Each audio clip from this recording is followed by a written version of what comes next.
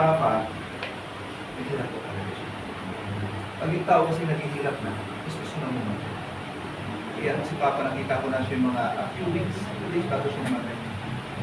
Nahihirapan na siya talaga humina. At nasabi niya sa akin, sana, sa tapos na to. Nahihirapan na po siya talaga. Kasi yun po talaga yung buhay po natin habang nandito po talaga tayo sa buhay sa mundo. Kaya talagang meron po tayong appointment sa kamatayan. Whether we like it or not. Yung mga nauna, dapat talaga namuhuli. Sinigay si Papa, si bata pa po, 15 pa po siya. Siya po ay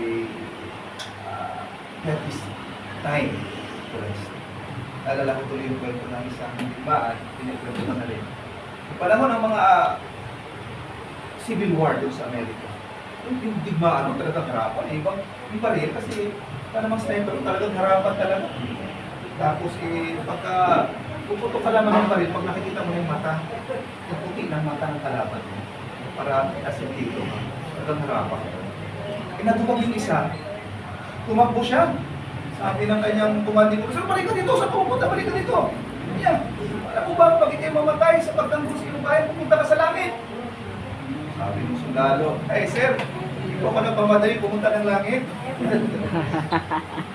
Kung gusto nyo sir, mawala na kayo. So, nakikita po talaga natin, may appointment talaga tayo. Yan po hindi po natin maiwasan. At dito sa case ni Papa, minsan nakita po natin na kapag sa case niya, although naghirap siya, pero maganda doon, alam na niya, napaparating na yung oras niya. Kaya kinatawag ko yung mga kapatid niya, actually as early as January this year, may family-reunion na sila.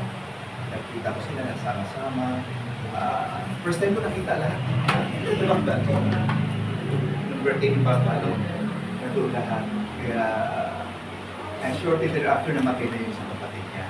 Sa mayong taong na siya sa aking kapatid ang namatay. Ang nakita ko na kay Papa kasi, nung nakita